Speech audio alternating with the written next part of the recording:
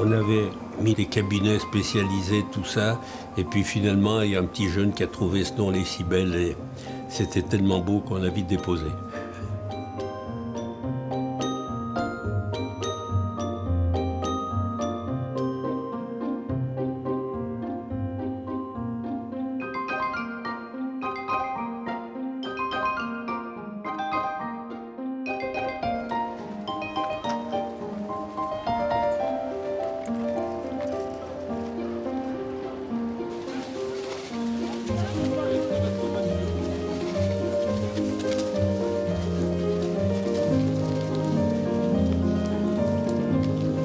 Maryse, mon épouse, ses parents étaient au Corbier. Donc moi, quand j'ai connu Maryse, la Maurienne, je ne connaissais pas. Hein. Enfin, à part la vallée de la Maurienne, pour aller prendre la navette pour aller en Italie, c'est tout ce que je connaissais. Je fréquentais plutôt, le peu que je fréquentais, des stations comme Val d'Isère ou Courchevel, où j'avais un chalet dans chaque côté. Et puis, bon, là-haut, très vite, comme je suis un homme de terrain, je me suis mis ami avec les gens du pays. Et puis, j'allais là-bas pour m'amuser. Et en 1994, Rémi Loisir, qui est un groupe important dans la remontée mécanique, est arrivé à décider des gens de vendre pour pouvoir être majoritaire. Et les gens du pays décident de faire une contre-proposition. Et bon, pas de problème, j'ai dit je vous donnerai un coup de main, mais moi en aucun cas je voulais intervenir, étant donné que j'estimais que j'avais déjà assez fait dans la vie. Et puis le lendemain matin, dans la nuit, quand je me lève de bonne heure, à l'époque je me levais encore de bonne heure, oui, 30 cm de poudreuse. Mais c'était tellement beau que j'ai pris le coup de cœur et j'ai dit ok, mais je serai le patron, je serai majoritaire. Et c'est comme ça que j'ai repris le Corbier.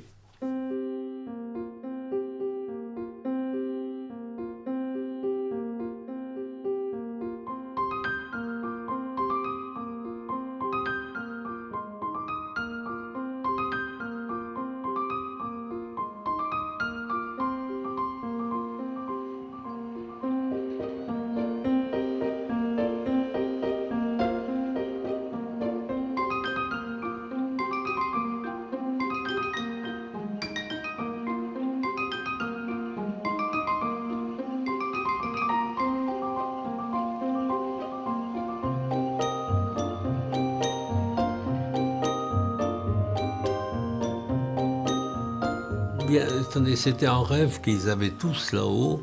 Et puis c'était nécessaire pour toutes les stations, parce que chaque station individuellement serait une petite station, ne représentait rien, on n'aurait pas eu des investisseurs. Et puis, si vous voulez, c'est une réalisation qui est quand même extraordinaire. De 6 petites stations, vraiment certaines très petites, en faire le 4e domaine français. Là, on a fait un domaine d'avenir. Mais ça va dans mon objectif. Moi, quand je fais, il faut faire au maximum et tout.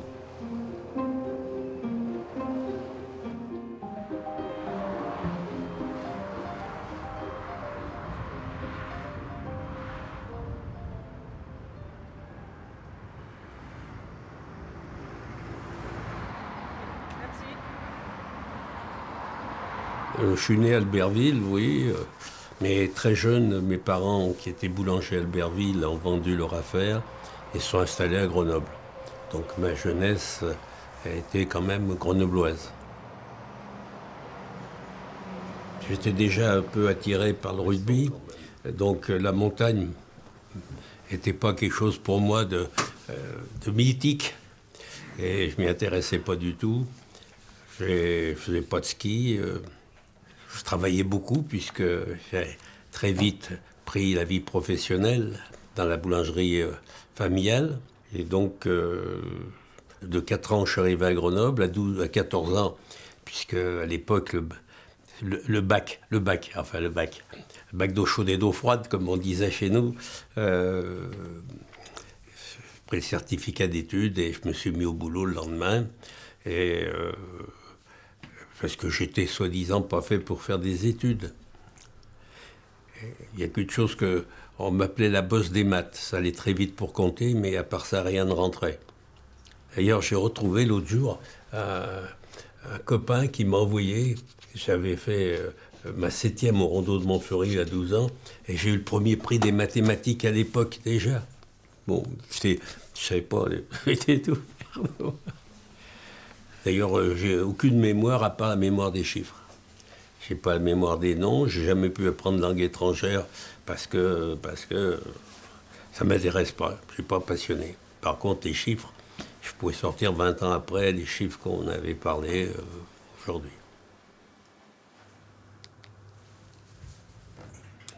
Oui, Laurent, j'ai eu ton... Quand j'ai décidé de quitter la boulangerie et de vouloir faire une petite affaire, à l'époque, qui était une fabrique de cakes industriels, enfin, ce qu'on appelle industriel, aujourd'hui on dirait gros artisan.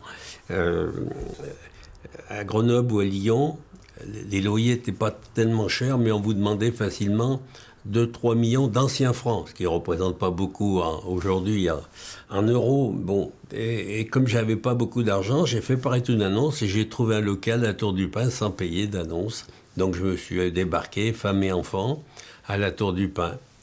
Et j'ai jamais voulu en repartir. Et c'est le siège de beaucoup de sociétés, si vous voulez, du groupe. Et même quand j'avais de grosses sociétés à Bègle, j'ai jamais voulu. La Tour du Pin, c'était le siège de commandement. Il y a un désordre de carrelage, mais ils ne savent pas d'où ça vient, donc ils vont regarder. Voilà. Fabrique de cakes, qui n'a pas marché comme je le voulais, mais j'ai donc vite mis adjoint la confiserie en gros, et je suis très vite devenu le plus gros confiseur en gros européen. Ça, c'est dans les années de 56, 60, et ça marchait très très bien, très très fort, jusqu'en 75 où j'ai fait une erreur stratégique importante et j'ai recommencé à zéro. J'ai vendu tout ce que j'avais pour ne pas déposer le bilan et j'ai redémarré à zéro. Et c'est là où j'ai créé la chocolaterie du Cheval Blanc, qui a galopé très vite, puisque on a eu de la chance. 12 ans après, on était introduit en bourse. C'est que ça marchait bien et tout. Et puis en 90, j'ai décidé de tout vendre parce que quand vous partez 2 fois de zéro et qu'on vous propose des choses intéressantes, vous dites c'est bien. Puis il fallait que je prépare la retraite. Et 24 ans après, j'y suis toujours pas.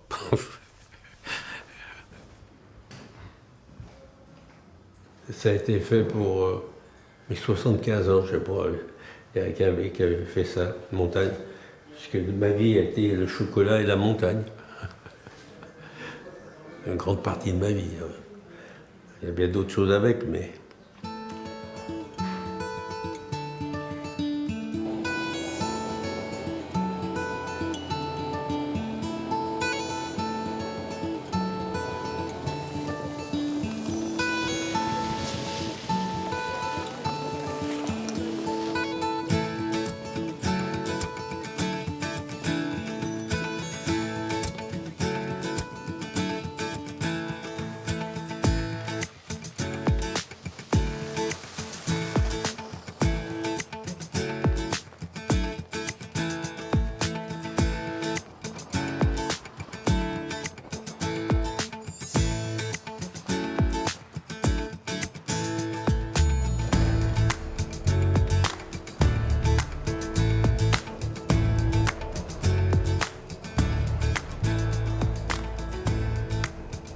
Je suis fier d'avoir réalisé des si belles, oui.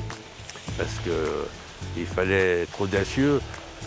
Parce que quand j'ai pris les premières remontées mécaniques du Corbier, l'ensemble du massif faisait 48 millions de francs de chiffre d'affaires. Et pour faire les si belles, il fallait investir 120 millions d'euros. Alors, les gros bris. Il fallait quelqu'un qui ait un peu les reins solides pour faire le démarrage.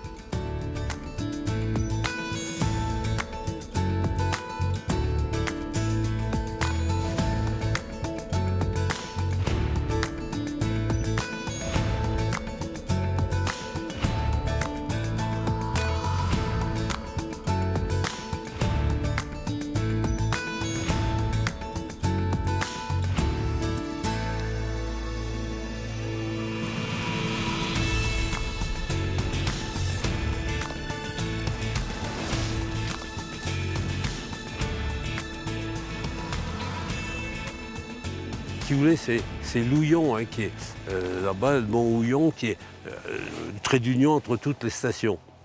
Ça veut dire,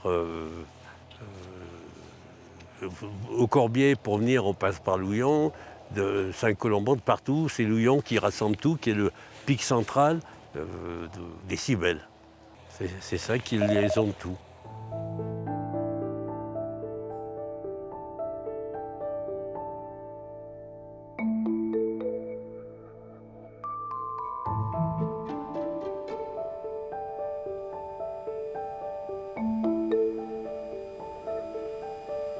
Il fallait que Saint-Sorlin accepte, puisque le domaine et le haut du Corbier et de la Toussure, c'est sur Saint-Sorlin.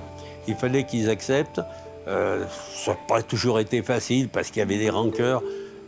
Qui avait tort ou raison, vous savez, c'est comme dans un ménage, les disputes, c'est toujours l'autre qui a tort, mais en réalité, on a sûrement tort tous les deux. Bon, je suis arrivé à faire une très bonne entente avec le maire de Saint-Sorlin, son conseil municipal, et on a donc repris la station de Saint-Sorlin.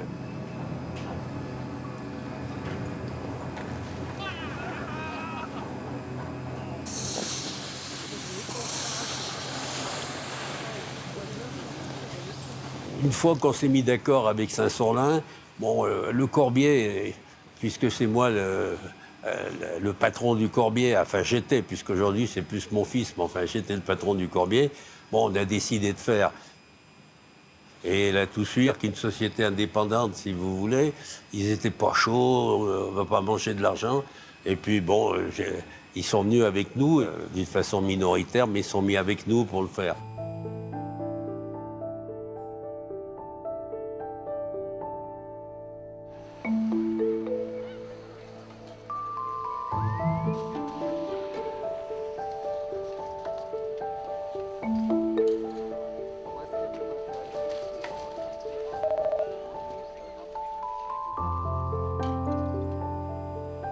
Le problème, c'était trouver la place de Saint-Sorlin vis-à-vis de la Toussure, du Corbier, tout ça.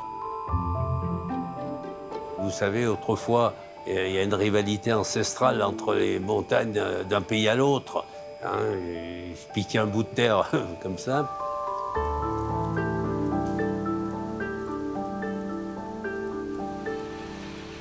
Le fait de ne pas être quelqu'un du pays, entre guillemets, comme on dit dans nos montagnes, ça a été plutôt un atout, puisque quand il fallait faire discuter plusieurs stations ensemble, il y avait toujours, vous savez, les querelles de village, comme dans nos Camillots ou dans d'autres pamplonnes qu'on pourrait voir, étaient assez importantes, et ça a permis justement d'être hors de ces disputes ancestrales pour pouvoir mettre tout le monde autour d'une table.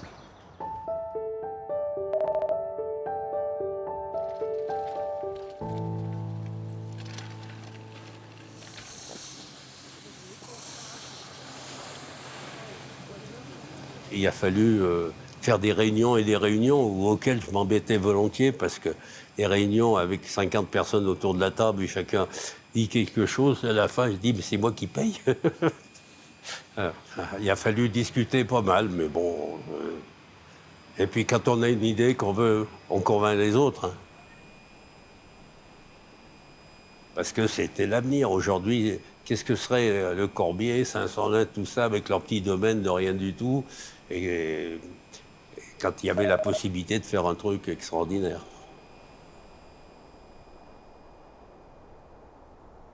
Vous savez, nous, les montagnards en général, les vrais montagnards, ceux qui habitent là, on est terriens, on aime bien nos terrains, on aime bien garder ce qui nous appartient. C'est difficile à se séparer. Et bon, c'est vrai que partout, vous trouvez toujours quelques récalcitrants, hein, pour refuser ce développement. Donc, qui dit refus de développement, ben, on en a un. Regardez, ici, en face de nous, on a le télésiège. Ce télésiège qui a été construit il n'y a pas très longtemps, ça doit faire 3 ans maintenant. Bien, ceci implique, par rapport à la loi, des droits de passage sur les terrains privés. Donc là, il y a des personnes qui ont compris l'intérêt de la situation et l'intérêt économique du projet, et d'autres qui ont eu plus de mal à comprendre. On est sur un domaine public. Si vous voulez, la mairie est propriétaire du terrain, ou c'est elle qui en dispose, si vous voulez, parce que quand c'est classé zone blanche, les gens ne peuvent pas interdire quoi que ce soit sur leur truc. Et la mairie met en concession, ça peut aller de 20 à 30 ans, si vous voulez. Mais on n'est que délégataire. On investit des sommes énormes, c'est pour ça que la concession est relativement longue.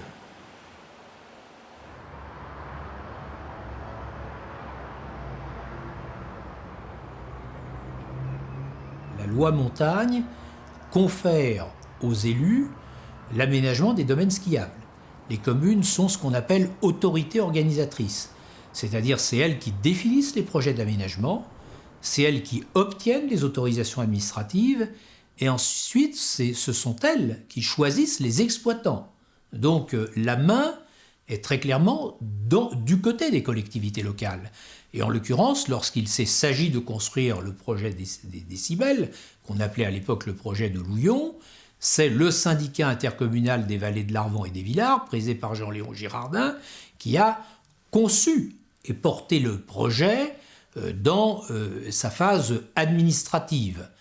Ensuite, bien évidemment, les choses ne sont possibles, surtout si les communes, ce qui était le cas de stations de village, ont des moyens limités, que dès lors que vous trouvez un investisseur, et qu'il y a un investisseur qui adhère au projet et qui le porte.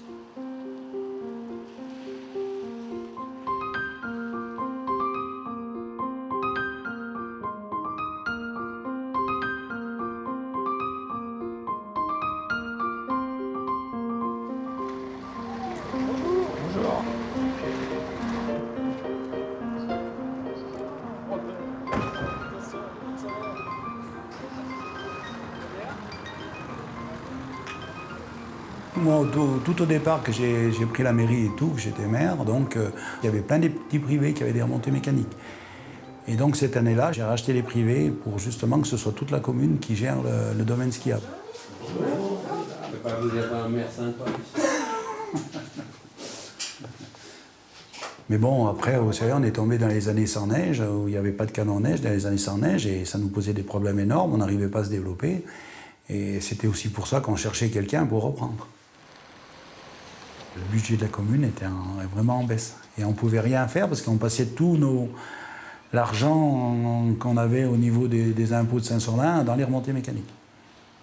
Et là, avec mon conseil municipal, on a décidé de faire une délégation de service public, de monter un dossier. Donc pour faire ça, on a fait un appel d'offres. Il y avait 4 candidats, donc Gaston Molin. On a fait plein de propositions pour les liaisons et tout. Et comme on savait qu'on avait très peu de lits sur Saint-Sorlin, moi j'avais proposé dans cette organisation de céder 500 lits en résidence de tourisme que la commune offrait le terrain.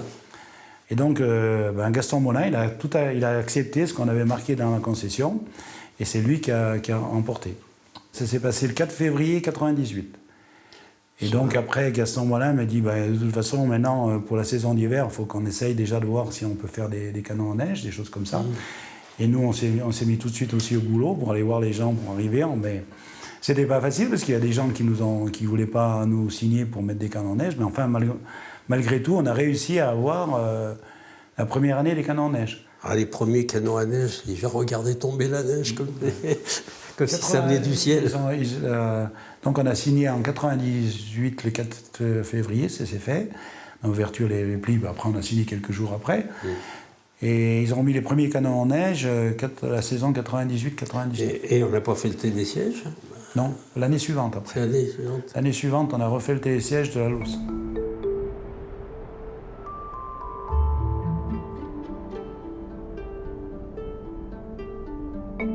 C'est une commission que le conseil municipal avait faite. Bien sûr, on rendait compte au conseil municipal des travaux effectués. La commission des remontées mécaniques dont j'étais le président, on a cru en ça parce qu'on n'avait pas le choix. C'était pas une question de croire, on n'avait pas le choix. Et pourquoi M. Molin a été choisi? Parce que M. Molin, comme je vous l'ai dit, c'est lui qui a offert, qui a mené dans la corbeille de mariage, entre guillemets, je dirais, beaucoup plus de choses que d'autres personnes. D'accord? Et puis, on s'est rendu compte que M. Gaston Molin, c'est avant tout un père de famille. c'est un travail de confiance qui s'est établi avec lui. C'est pas, lui, c'est pas un affaire philanthrope, il n'est pas venu non plus là, il n'est pas venu là pour, je dirais, il faire aussi son travailler, gagner de l'argent. Mais le plus important pour nous, c'est la confiance qui s'est établie entre lui et nous. Et c'est pour ça qu'on est parti avec lui sans problème et sans aucune arrière-pensée. Je pense que ce qu'a apporté Gaston Molin dans cette affaire, c'est d'abord le fait que c'était un entrepreneur, mais c'était un entrepreneur qui avait des attaches locales dans la vallée de la Maurienne, au travers de son épouse. C'était également quelqu'un qui n'était pas dans les opérateurs, dans les grands opérateurs de remontée mécanique, puisque pour lui, c'était quelque chose de nouveau. Et il faut bien voir que, aussi bien sur la station du Corbier que sur la station de la Toussuire, les remontées mécaniques appartenaient aux gens du pays, que c'était donc de petits actionnaires locaux qui avaient participé. Et Gaston Molin, même s'il avait une capacité financière supérieure à ces gens-là, ce n'était pas la Compagnie des Alpes, ce n'était pas une grande entité capitalistique ou un fonds de pension, c'était un entrepreneur, un créateur d'entreprise comme eux, avec donc le fait que les acteurs du pays pouvaient se reconnaître dans la personnalité d'un Gaston Molin. Et puis, je crois que le fait aussi qu'il ait accepté de s'engager sur le volet immobilier a été une preuve de volontarisme pour les élus.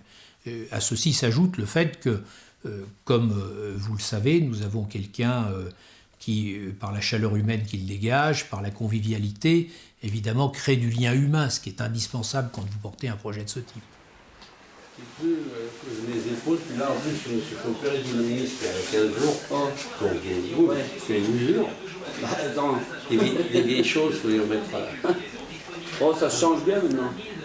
Oui. Oui, ils font des choses magnifiques. Jamais fait froid. Oui, voilà, c'est ça. Il y a un peu de sel. C'est connu 97 par là. Ça fait 15, ça fait 4. Ouais, c'est la même année que j'ai fait les travaux ici. Non, mais c'est oui, parce qu'en fin de compte, sur la concession, ça veut dire, on avait dit qu'on offrait un terrain pour faire 500 lieux en résidence de tourisme dans la concession. Voilà comment ça s'est passé. C'est comme ça aussi que Gaston il est venu promoteur. C'est pas vrai? Je n'ai jamais fait de promotion. Non, mais c'est vrai. Un Parisien qui me dit, mais attends, je connais bien, moi je vais faire. Ouais. Oui, mais c'est ça. En plus, c'est vrai. Mais bon, mais ça arrive, hein. Ouais, c'est ça. Mais du coup, après, on a pris goût, puis on en a fait pas mal, hein. Oui, c'est vrai. Et 500 lits, il y a plus qu'un zéro derrière maintenant. Moi, je disais, c'est impossible quand on est 1100 lits à Noël. Et on dit, si. Et ça a été ouvert. Oui, à l'époque, oui, on faisait vite. Ouais. On attaquait 15 avril et le 15 décembre, les gens rentraient dedans. C'est attaqué à la fin mars, là, au-dessus. Enlever la neige à la fin mars. Ça veut dire qu'il fallait vite amener des gens, des lits, quoi. Moi, je vais poser mon verre parce que je vais passer pour un... Non, mais prends... Non. Prends ton temps, c'est pas chronométré. C'est pas chronométré. Gaston Molin, il n'était pas promoteur, mais il a dit, puisqu'il faut faire des lits, je vais les faire. Et il a attaqué tout de suite les Cybèles, qui sont là-haut au sommet de Saint-Sorlin. Et donc, il m'a toujours dit, vous m'avez offert un terrain, mais en fin de compte, j'ai perdu de l'argent. Oui. Mais voilà, mais maintenant... Mais après, il s'est rattrapé, hein. Ils sont pas jaloux parce qu'eux, la commune a récupéré largement. Tout à fait. Parce que juste le budget de la commune, il a plus que doublé maintenant. Ah bah oui. Bon, D'ailleurs, les remontées mécaniques, à cette époque-là, on ne faisait pas enfin, c'est encore... Pas 10 millions, pas 1 milliard de chiffre d'affaires. Et tandis que maintenant, ils font 8 millions et quelques. On fait en euros ce qu'ils faisaient avant, machin. Ah ouais. Voilà, ce qui se faisait avant en francs. Voilà. Et même, on est au-dessus maintenant un peu. Après, c'est vrai qu'on a fait beaucoup de réunions et tout, mais c'est vrai que moi, je reconnais qu'au niveau de la mairie et tout, qu'avec Gaston Molin, on s'est super bien entendu. Ouais, bien sûr qu'un jour, on s'est un peu disputé parce que il voulait que je passe. Ah, j'ai dit non, j'ai bien passé jusqu'au coude, après le reste, j'y garde. Et on a fait un parcours sans faute, on peut dire, après. On s'est dit ce qu'on avait à se dire, mais il n'y a jamais eu de problème. Et même dans la concession des remontées mécaniques, parce qu'on avait quand même une concession de 18 ans, il en avait même fait plus que ce qui était prévu dans la concession. C'est pour ça qu'on a reprolongé de nouveau la concession. Voilà. On a fait tout ce qu'on avait promis, et on n'a même pas regardé ce qu'on avait promis. Ce qu'il y avait besoin de faire, on se réunissait, on le faisait.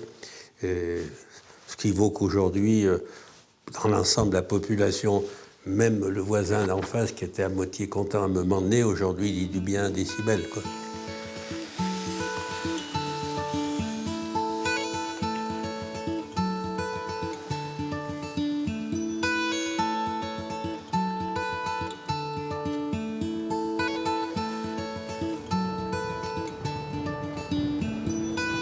Ce que je voulais même rajouter, en fin de compte, au départ, par exemple, les remontées mécaniques, il y avait des endroits où c'était pas prévu des télésièges débrayables, comme par exemple pour aller à Louillon. Oui. C'était prévu des téléskis. Et donc on en a discuté tous les deux. Et Gaston tout de suite il m'a dit bon bah, s'il faut faire un télésiège débrayable, je ferai un télésiège débrayable. Oui. C'est ça qui n'était pas prévu au départ. D'ailleurs oui. Heureusement qu'on l'a fait. Le domaine n'aurait pas été normal. Ah ben non. 4 télésièges, 4 téléskis pour remonter. Et puis ce qui a aussi quand même permis de, comme tout le, enfin je dis pas de ça trop pour, mais le domaine était quand même sur Saint-Sorlin. Ce qui a permis aussi d'avoir toutes ces liaisons avec Saint-Jean-d'Arc, Corbier, donc Toussuire, Saint-Colomban, les Bottières, grâce à ça, parce que le point, c'était quand même Louillon. Hein. Mmh. Mais bon, c'était un bien aussi pour toutes les stations, parce que ça permet aussi aujourd'hui de circuler correctement. Hein. Non, et puis, si vous voulez, ça permet aussi de rentabiliser, parce que le Corbier et Toussire verse une petite redevance à la SAMSO ici, pour pouvoir financer... C'est pour ça qu'en fin de compte, on peut aussi remercier à cette époque-là notre député Michel Bouvard, qui a beaucoup fait, parce que la Croix de Fer était dans un site inscrit. Et comme c'était Madame Rouenet qui était ministre de l'Environnement, elle voulait classer le site. C'est vraiment lui qui a trouvé des solutions, qui nous a beaucoup aidés là-dessus. Sans lui, je ne sais pas si on y serait arrivé. Je ne sais pas si on y serait arrivé, hein, honnêtement. La première difficulté, je dirais, tient au fait qu'un certain nombre de nos concitoyens et un certain nombre d'associations de défense de l'environnement ont de la montagne une vision fermée et considèrent que tout site de montagne vierge a vocation à le rester définitivement. Donc il y avait une opposition des associations écologistes sur ce projet de jonction des domaines skiables. Il y avait des positions divergentes au niveau des différents ministères concernés. C'est Madame Voynet, qui était à l'époque ministre de l'Environnement, qui était hostile au projet, et malgré le soutien du ministère du Tourisme, de Michel de Messine et du ministère de l'Équipement de Jean-Claude Guessot, la prise en compte des contraintes de protection de sites inscrits du col du Glandon et du col de la Croix de Fer, la nécessité de montrer la viabilité économique du projet et l'intérêt qu'il représentait en termes de création d'emplois et d'activités de manière durable. Et puis, parallèlement, il y avait tout le montage du dossier financier avec le fait qu'il fallait les capitaux nécessaires pour équiper les domaines skiables. Et ça a été le travail conduit conjointement avec Gaston Melin, qui a su, je crois, convaincre les élus qu'ils ne venaient pas simplement pour faire de l'argent, mais pour participer à un projet d'aménagement et pour créer quelque chose.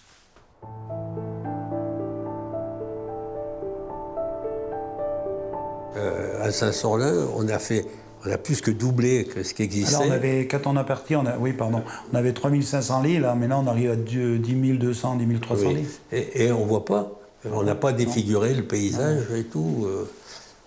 Non, c'est resté dans le cadre de notre plan d'occupation des sols, maintenant avec un plus, voilà. On tient ses engagements, la mairie, si on a besoin de quelque chose, elle l'étudie, elle nous le donne. On peut dire que le ciel est vraiment bleu. Et puis, Robert, moi maintenant je suis hors course, mais on est des gens sensés, on essaye quand même de penser. Vous savez, dans un mariage, il faut les deux donner, vous ne pouvez pas que recevoir. Et c'est un peu un mariage, une concession avec une commune. Je vois ici, avec, par exemple, le Corbier, la différence qu'il y a eu de rapport et tout. Et on a beaucoup plus avancé qu'au Corbier à cause de ça, justement. Et alors aujourd'hui, on n'a plus de terrain pour construire au bord des pistes. On est en train d'en préparer un. Oui. Voilà. Disons que sur Saint-Sorlin, on peut encore en gros faire 3000 lits. 2000 lits en résidence de tourisme et 1000 lits avec pour aussi des jeunes, pour des villas, pour des choses comme ça. Mais on peut encore faire aujourd'hui 3000 lits. sans que ça pose des problèmes au niveau de l'eau, par rapport à la station d'épuration, par rapport à toutes ces choses-là, quoi, qui ont été créées aussi. Et si c'est fait tout ça, c'est aussi grâce au développement, parce que je pense que si on n'avait pas eu le développement avec Gaston Molin, on n'aurait pas fait de station d'épuration, on n'aurait pas fait toutes ces choses-là, quoi. Un poste d'essence, par exemple, Oui, quand on a fait on un est, poste des d'essence, choses comme ça, des choses comme qui ça, permettent de... Des crèches qui sont de plus en plus importantes, alors c'est vrai que c'est une bonne chose pour tout le monde, quoi. On espère que ça continue, mais donc Gaston, bon, il a passé un peu la main à son fils, et pour l'instant avec Alex Molin, c'est pareil, ça se passe super bien et tout, et on veut continuer que ces bonnes relations perdurent, quoi, pour que nos jeunes puissent rester au village, et nos anciens aussi puissent y rester. Voilà la volonté de la commune de Saint-Sambin.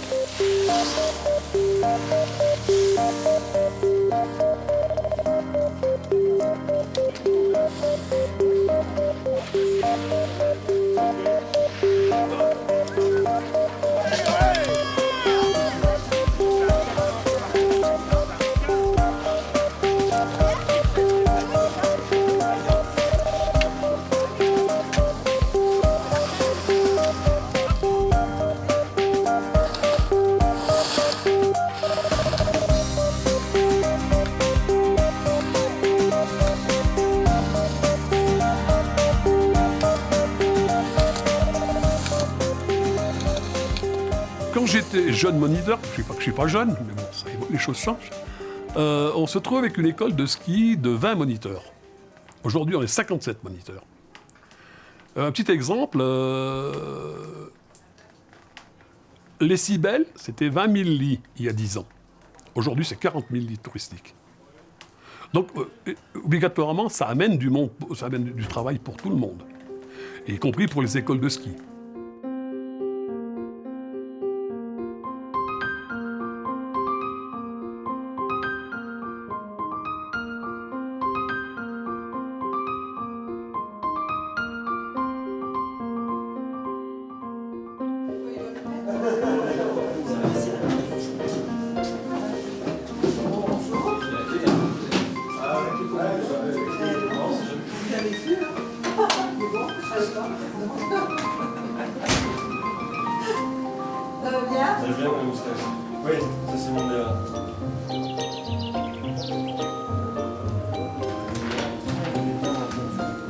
Saint-Jean d'Arve a commencé à peu près au même moment que le Corbier, quelque part, mais il n'y avait rien.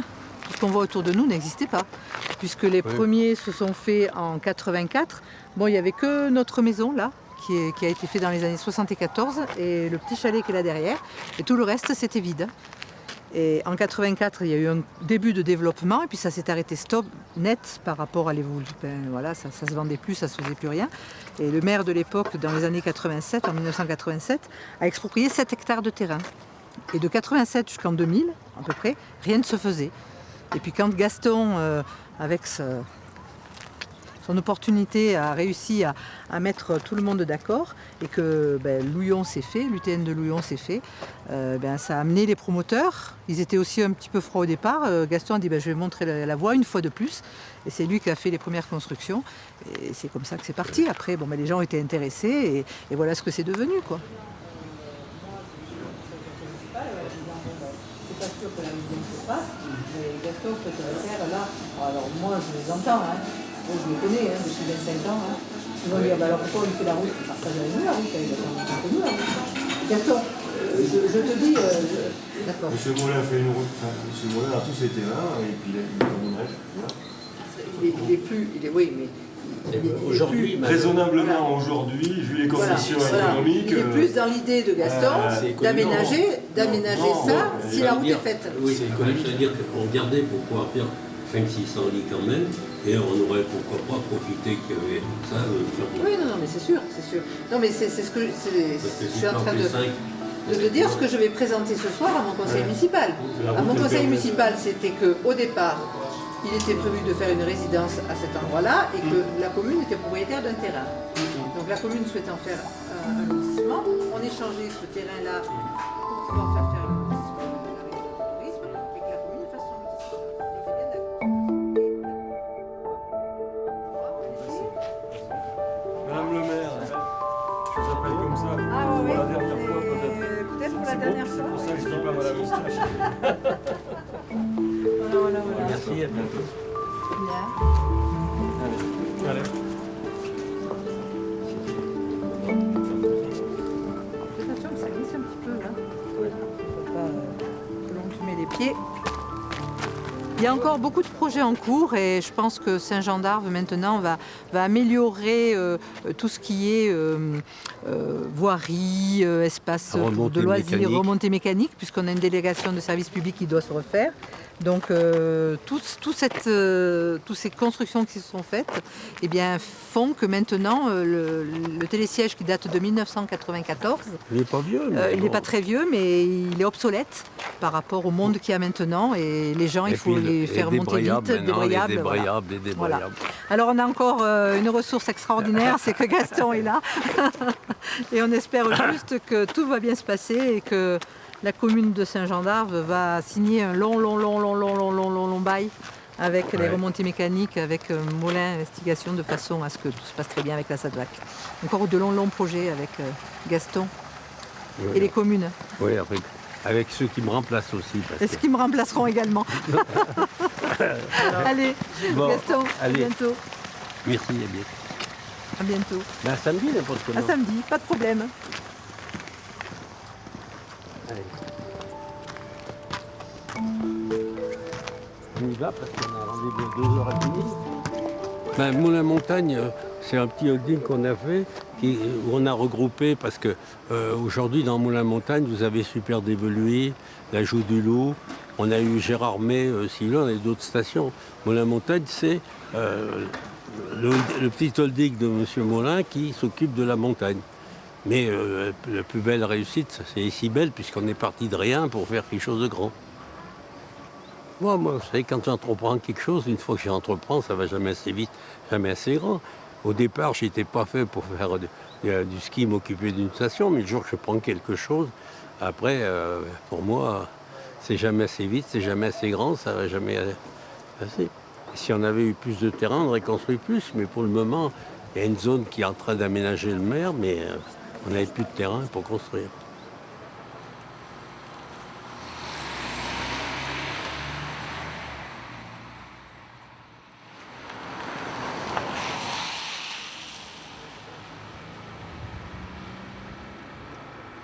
La partie haute, on l'a créée carrément, si vous voulez. On a fait un deuxième village et en bas, on a construit, puisque, je vous dis, de 4 000 lits, ils sont passés à 12 000 lits. 11 000 lits en réalité. Bon. Donc le village, c'est complètement a explosé, quoi. Parce qu'il n'y avait pas de domaine skiable, parce que si, parce que là, les chambres n'est pas ici, et puis ils n'investissaient pas. Les promoteurs, ils arrivaient, ils partaient en courant, parce que comment on va faire? C'est pour ça que je m'y suis mis, et après j'ai fait tout moi.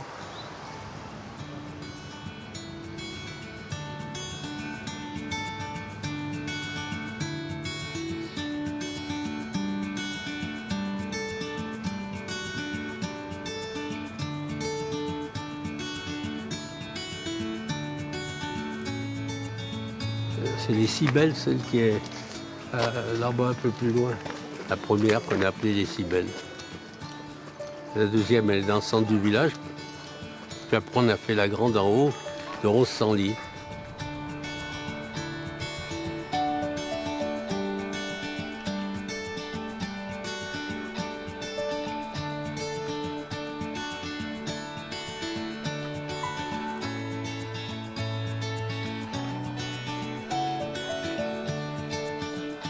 Comme tout ici, c'est moi qui ai construit, mais celle-ci, c'est un peu la fierté de Maryse parce qu'elle a été vraiment bien réussie et belle.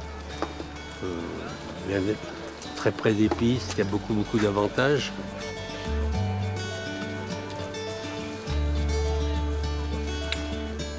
Je suis devenu promoteur à cause des Cybèles, parce que j'avais jamais fait de promotion et quand il a fallu se rendre compte qu'il fallait faire des libres, Ben, je suis mis à faire promoteur. Et voilà.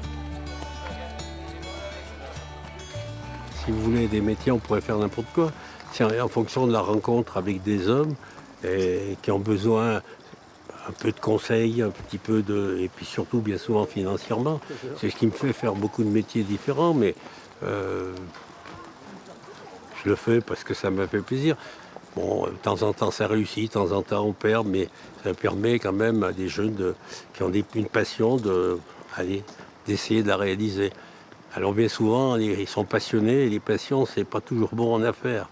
Il faut être passionné par le résultat, mais bon, c'est pas grave. Hein. Si vous voulez, moi je fais ça non plus pour question d'argent, parce qu'à l'arrivée, je sais pas si j'en gagne ou j'en perds, mais c'est pas le problème, c'est mettre en route des gens, trouver des jeunes qui en veulent. Dernièrement, on est rentré dans un laboratoire de recherche, des jeunes qui n'avaient pas l'argent, bon, et qui marchent très très bien maintenant. Et moi, la recherche scientifique, des petites souris qui deviennent grosses.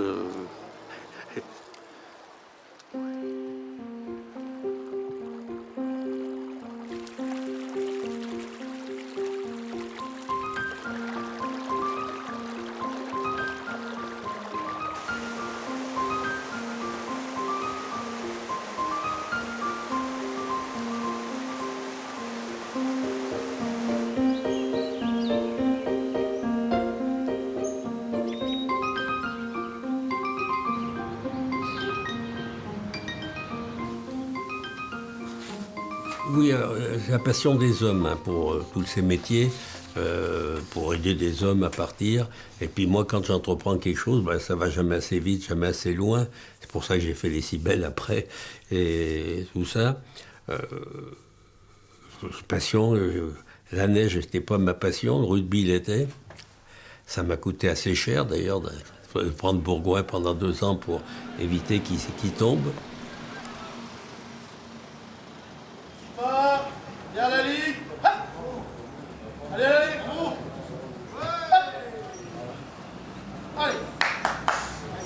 Il a été président à l'époque où le CSBJ tanguait d'un point de vue financier. Il a remis le club d'aplomb pendant un certain temps. Donc malheureusement, on a une descente un peu sportive en Pro D2. Et c'est un président qui est toujours présent puisqu'il vient au match. Et c'est un fervent supporter du CSBJ.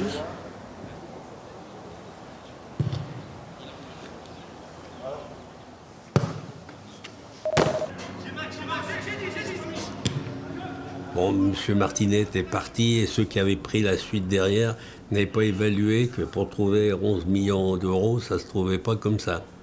Et un beau matin, la DACG ne libérait pas les licences.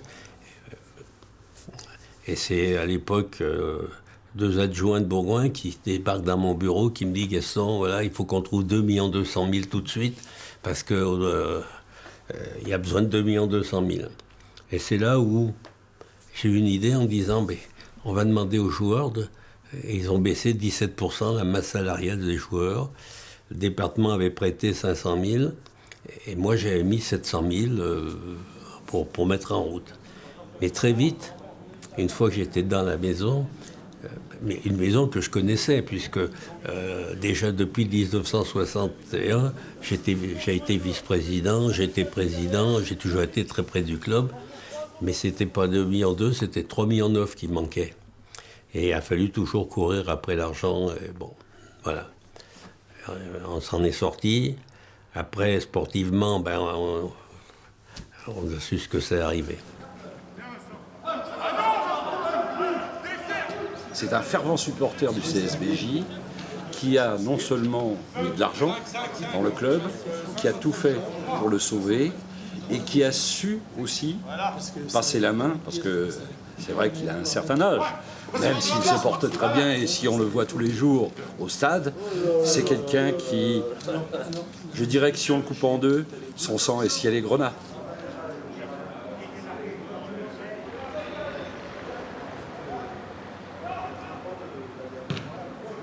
J'ai eu une chance dans la vie extraordinaire, c'est que j'avais pas besoin de dormir. J'ai passé, je veux dire, 40 ans de ma vie en dormant 4 heures par nuit, mais je n'étais pas fatigué, j'en avais pas besoin de plus. Et tout le monde me disait, tu uses la ficelle par les deux bouts. Bon, rapport qualité-prix, c'est encore pas trop mal ce qui reste. Mais c'est prévu, hein. Je vais m'arrêter puisqu'on a tous une fin. Mais déjà, bon, avec mes deux fils qui bossent avec moi, Alexandre pour la montagne, Patrick pour le reste, je commence déjà un peu à mouler et j'ai des fois honte de moi parce que des fois j'arrive à 9h le matin au bureau, c'était pas le style avant. C'est un entrepreneur, c'est quelqu'un qui a beaucoup de volonté et c'est ce qui lui a permis de réussir dans la vie. Oui, bah, ça a été une source d'inspiration, ça a été une source d'apprentissage de travailler avec lui, de confronter des idées. Et puis il y a une personne qui avait quasiment toujours réussi. Donc après, bah, c'est un objectif à atteindre.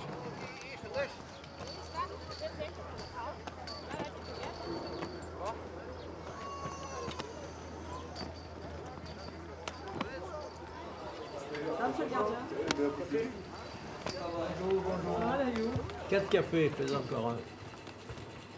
Est-ce que tu as dit que tu n'en voulais pas? Ça fait rien, je vais en boire un, ça, monsieur. D'accord. Moi, je ne connaissais pas la montagne. Terrain de rugby, c'est plat. Donc, entre le rugby et puis mes affaires, ben, la montagne, avant de connaître Maryse, je ne sais même pas où était le Corbier. Eh ben, non. Mais voilà, quand on est amoureux, on suit. Et finalement, on a adopté la montagne. Ouais.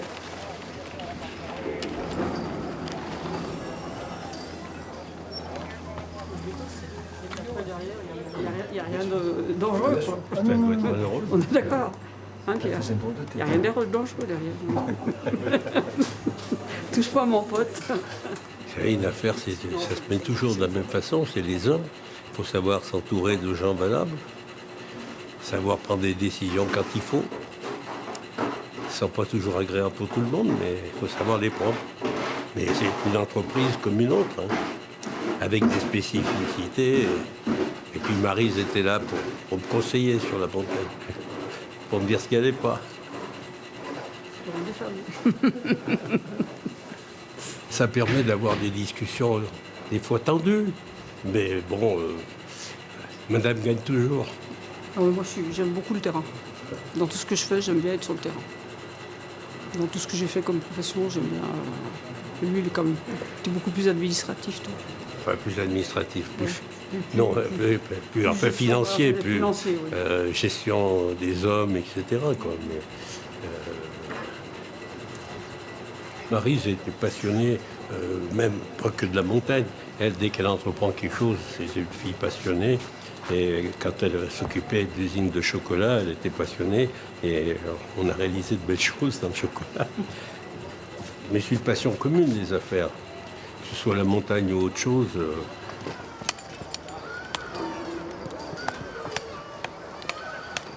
Les objectifs, c'est faire le maximum quand on est quelque part. Et le reste, c'est des opportunités. Voilà. Comme ça, on n'a pas le temps de s'ennuyer. Ouais, on découvre des c'est choses. Avoir des projets. Hein. Moi, le jour où j'ai plus de projet, oui, c'est vivre. Hein. Et maintenant, tu vas avoir un projet, il faut s'occuper du vieux.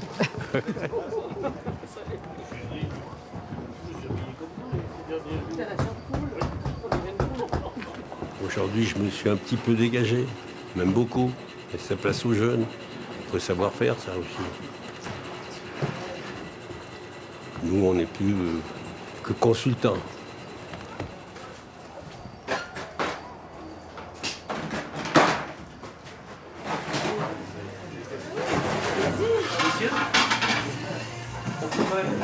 Non, c'est la première fois que je le matin. Je vais peut-être faire une première. Ah ben, si vous voulez, il y a deux choses. Il y a le plaisir et puis le reste, le travail qu'il faut effectuer, réaliser des choses. Et moi, c'est mon domaine de leur mettre en route qu'ils aient envie de faire toujours plus. Mais pas pour une question d'argent, de faire plus, puisque, si vous voulez, quand on réalise quelque chose, c'est ce qui va en ressortir, ce que ça va faire. Bon, et ça, on a des garçons, on y est arrivé à peu près.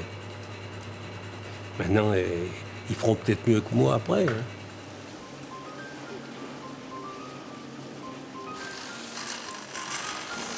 Un empire, vous savez, quand je regarde en haut, qu'est-ce que je suis petit? Quand je regarde en bas, bien sûr que je suis grand, mais